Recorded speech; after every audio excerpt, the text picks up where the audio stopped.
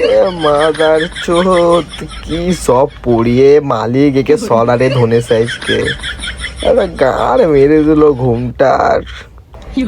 মা তো লাগাতে দেয় না, আর আমি ঘুমাতে গিয়ে একটু লাগালাগি স্বপ্ন দেখি, সেইটাও গাড় মেরে রেখে দিল।